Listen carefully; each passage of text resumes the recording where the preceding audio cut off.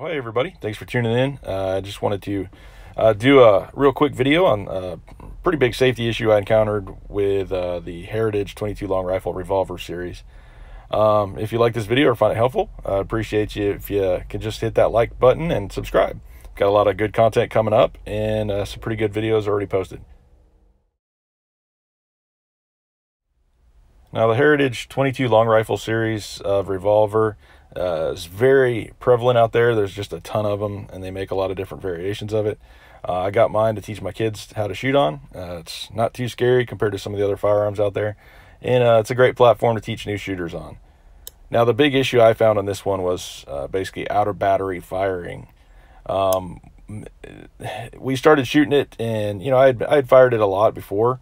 I don't think this is something that's kind of developed over time. I think it's just always been there, but I've never encountered it before. But my daughter was shooting it along with me, and we started blowing sparks out the front. And so I wasn't sure if I had a squib load where I've got the actual projectile stuck in the barrel or not. I confirmed that it wasn't.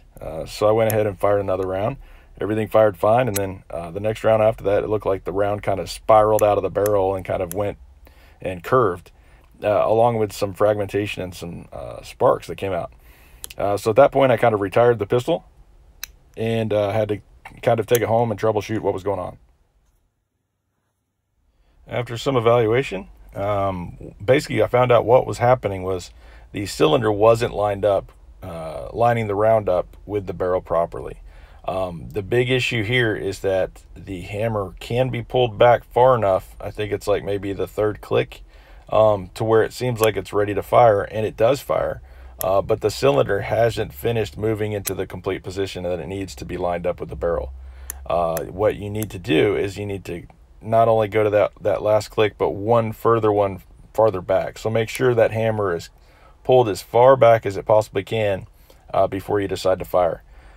So in the video, I hope you can see it, but basically you can pull it back to a certain point and that hammer will still be able to fire when you pull the trigger, which is unsafe considering the round is now halfway lined up with the barrel and halfway not.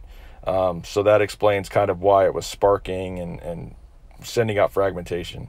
Now it's going to be dangerous because it's going to also do damage to your gun. If it was a higher pressure round, it would be, very, very dangerous. But luckily at 22, we kind of got away with it a couple times, but it's not something that I want to try again.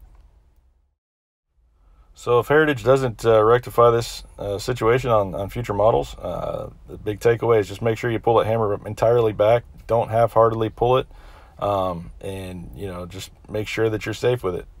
Watch for that round going out. If it looks like it's going off track at all, if there's excess sparking coming out, or if there's any weird noises at all or any fragmentation coming out the side, just stop using it and try to figure out what's going on. But most likely, this is the issue.